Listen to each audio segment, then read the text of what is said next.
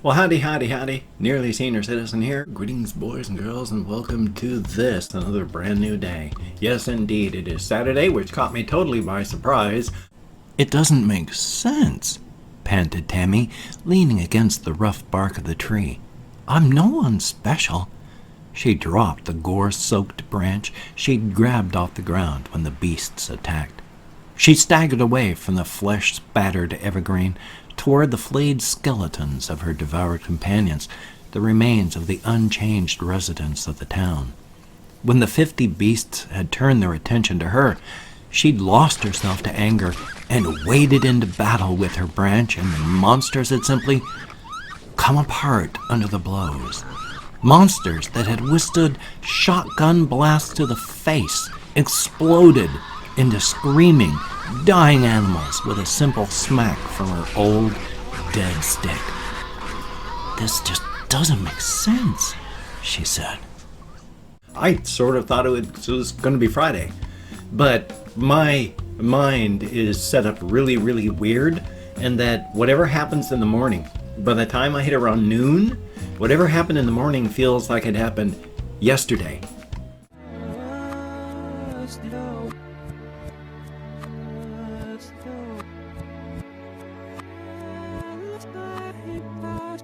Oh, I need to turn off my speakers. My sincere apologies. Power off. And by the time I hit late afternoon, come on now. Power off. How about that? I wish they just turned on and off without making that power on thing and power off, but you gotta deal with what you gotta deal with. Anyway, though, what was I even talking about? Oh, you gotta love fibromyalgia fog. Anyway, good morning. My speakers distracted me. It was short-term memory. Thumbs up for that. Anyway, though, it is stated, wait a minute, here we go. I brought myself back. So by the time I hit late afternoon, what happened in the morning feels like it was days ago. My time sense is a mess because I can never tell when something happened. I have to sit down and sometimes actually look at stuff on paper to be able to go, this is when I did that. And it's something that was just like yesterday. So thumbs up for that. Yay. Life is life. Anyway, though, I wanted to talk about a couple things. One of the things I've been thinking about is the movie Cats. Now, I'm not going to say anything terrible about the movie Cats itself. I mean, I've seen the trailers for it, and they've been nightmarish. I've seen the reviews for it. It's been funny, the whole train wreck. The thing is, there is such a huge difference between stage plays and film. It is such a huge difference. I mean, stage plays are set up because I used to do stage plays, and aside from, tech, like the lighting has gotten better, the sound has gotten better, the basics of it are the same as they've been for thousands of years. People walk out onto a set area. It does not move. The viewpoint is fixed, and everything has to be done with the movement of the actors and the placement of the scenery and the stage itself. Because of that, because of the nature of stage plays, they aren't film in the slightest. You can adapt stage plays to film. You can adapt film to stage plays. It can be done, but you have to take a look at the source material and why it worked, and then adapt it to the new medium. It's like books to movies. It's comic books to stage plays. It's radio versus video. You have to adapt the work to the different medium. They didn't bother to do that with the movie. It's like they just took the console port of a game. They just took a console game and then adapted it to PC without taking a look at why the console version was the way it was. They just said, oh, the visuals are this way, port it straight over. Doesn't matter that this can do 10 times the visuals. This is the way the controls are, move it over. Doesn't matter why they were doing it, they're just putting it over. You have to take a look at the source and adapt. And I can partly understand. I've been dealing with the concept that really got drove into my head when I can't remember if I was reading something or listening to a video or watching a video, listening to a podcast, something like that, but not quite sure where I found it. But it's, now I've gotten lost again. Well, oh good Lord, I am so sorry. Usually I can feel it happening. This one just got pulled right out of my head as I was saying the words. I got dragged along this far. If I can't figure out what I was talking about, I know it's the difference between stage and stage play and the adaptations. Dream logic, there we go. Yes, indeed, had to rewalk the steps. I can't remember where I'd heard about it, but they were saying how movies, stage plays, books, all of these things, they really work with dream logic. They have to. They're not real life. You're working with metaphor, analogy, simile. You've got subtext, you've got overtext, you've got so much stuff going on that don't worry if things don't fit. If you have plot holes, okay. That's okay. Don't stress out about it too much. No matter how realistic you try to get, there's going to be dream logic involved. And so you have to figure this happened this way because of dream logic. And it fits. Read some of your best books. Many of the things that happen is because of dream logic. It works because it fits what you're reading. If you tried to translate it into straight real life, it would not work. But it works for what you're reading or watching or listening to because of dream logic. And our heads are already fit up to accept that anyway. Now, of course, you're always going to have the 10% on either side of the bell curve who, no matter what you do, this is way too accurate to the source material and you can't be because it was set up for this, and those people who are just on the exact opposite. It wasn't far enough away from the source material. You're never going to make everybody happy, but you can hit the common denominator, which of course is why corporations shoot for the common denominator to dumb stuff down to try to appeal to the 100% instead of just that 80.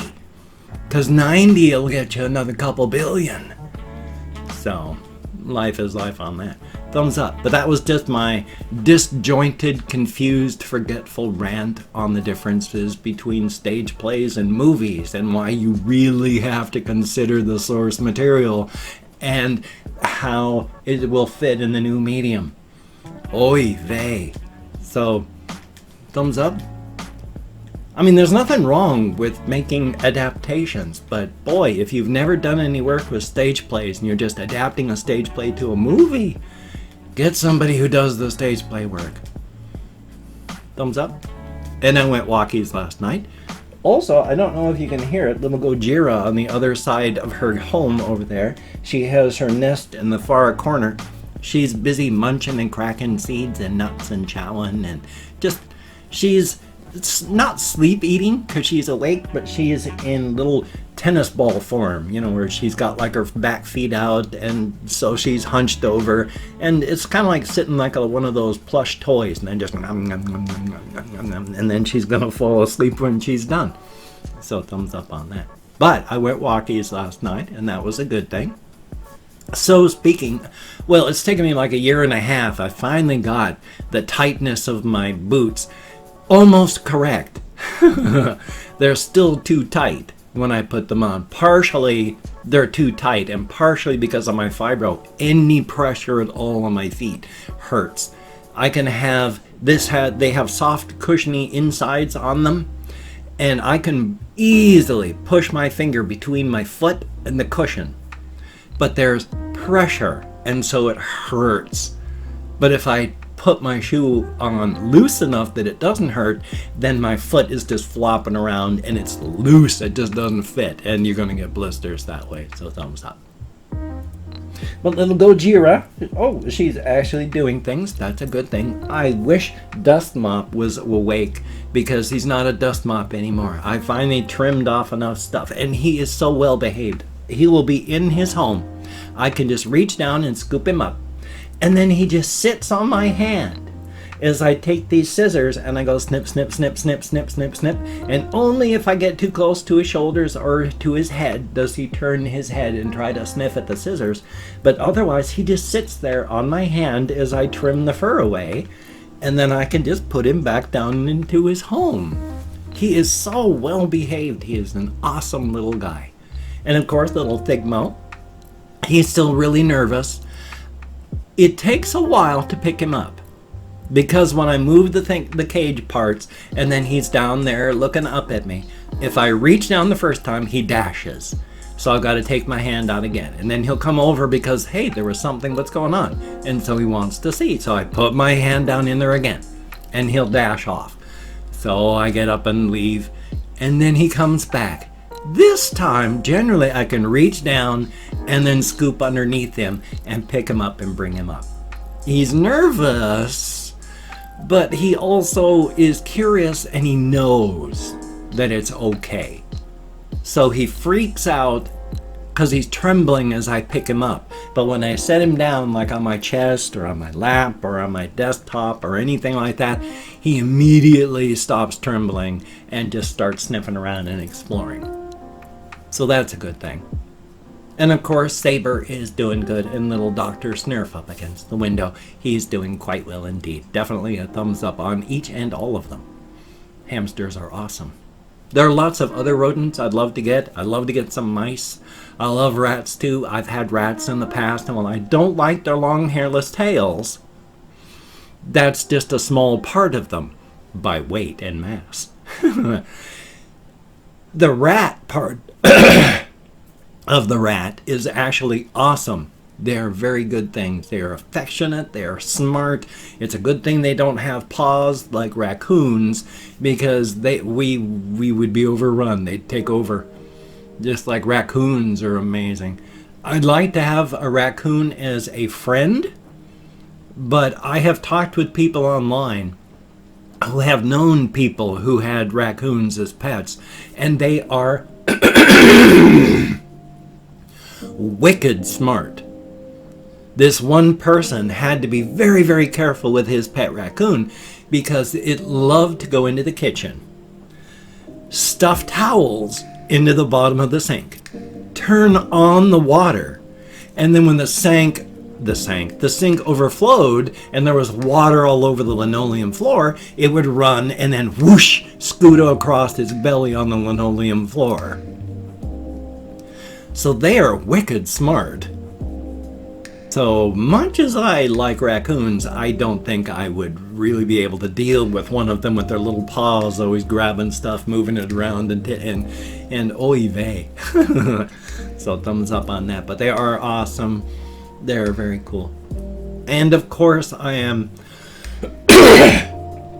so sad. I watched this one channel on YouTube that's just a rescue channel in Australia where they rescue various types of animals. But right now, if you've ever taken a look at the heat map of Australia and all the fires that are going on down there, Australia is dying faster than the rest of the world.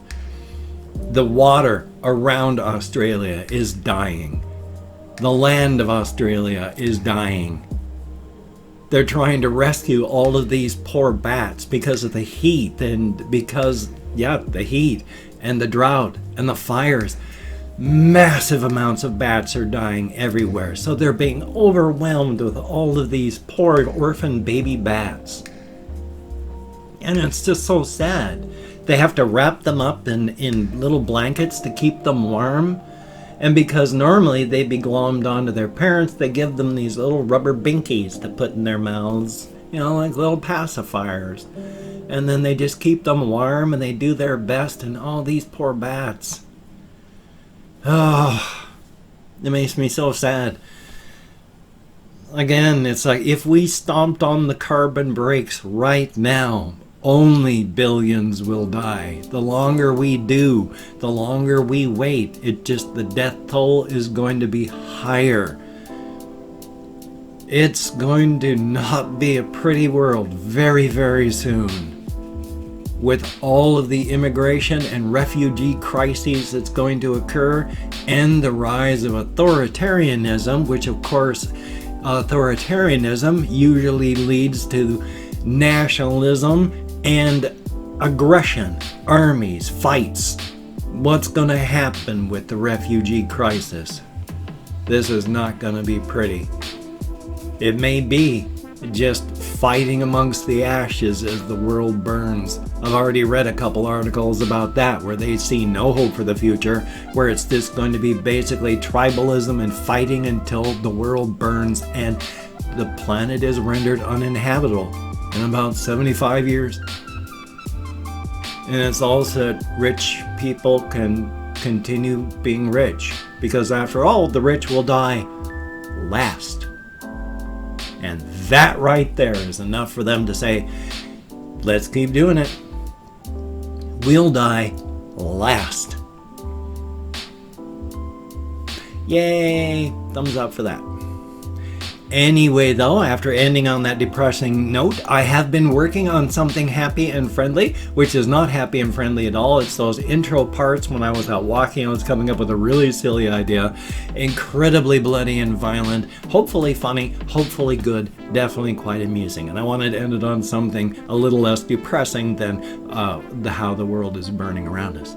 So thumbs up for that. And I've opened up 24 hours worth of comments in my community tab, and I'm going to go through and thank 20 to 25 people for having left me a comment. It is arranged because even though I count in American Sign Language, input lag in my hand there, with my depression, fibro, you've seen it happen a couple times this episode already.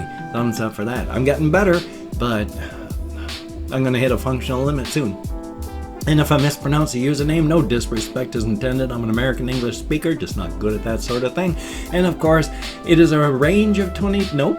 If I mispronounce, nope. Not reading the comments right now. Just thanking you for having left a comment. Good, bad, or indifferent. Oh, my brain is just...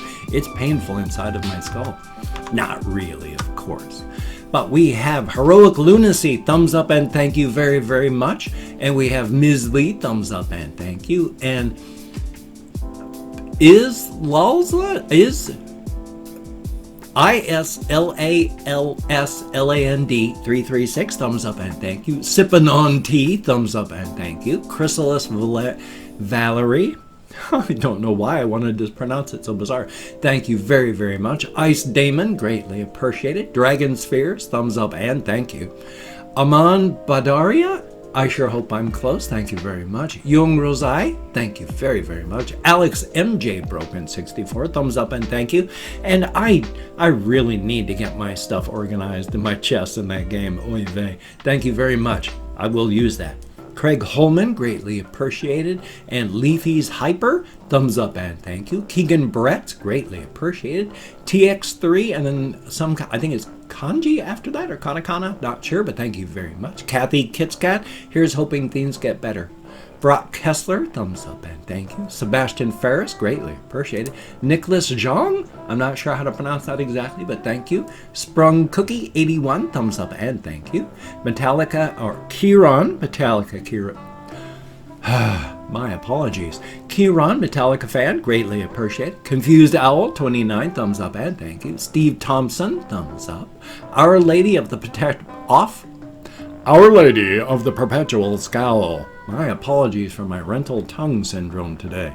Max Fry, 22, thumbs up and thank you. And last but not least, Cass Cody, thumbs up. I got a fair amount of comments this last time, so I didn't have to worry about running out. Thank you each and every one of you for having left a comment. You get me out of my head into the world dealing with real people. That is a very good thing. I am depressed and isolated, and dealing with other people, if even in text, is a beautiful thing. Thank you so much.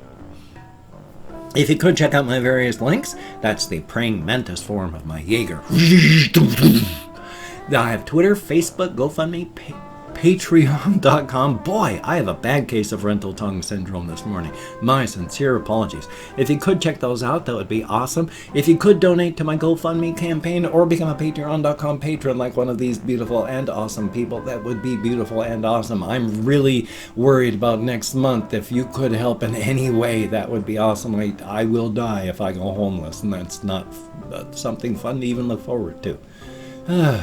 If you wanted to help me out but didn't want to donate to any of those, I have a PayPal link down below. If you could do that, that would be awesome. Do not feel obligated. I don't feel entitled. And if you wanted to help me out but didn't want to send me money, I have an Amazon wish list link down below. If you could check that out, that would be very cool. It does things like cat food, hamster food, me food, silly things, non-silly things. If you could check that out, that would be very cool. Again, don't feel obligated. I don't feel entitled. And if you cannot donate or you simply do not donate, I take all good wishes and I deposit them in the bank of my heart where I draw interest. So thank you very much.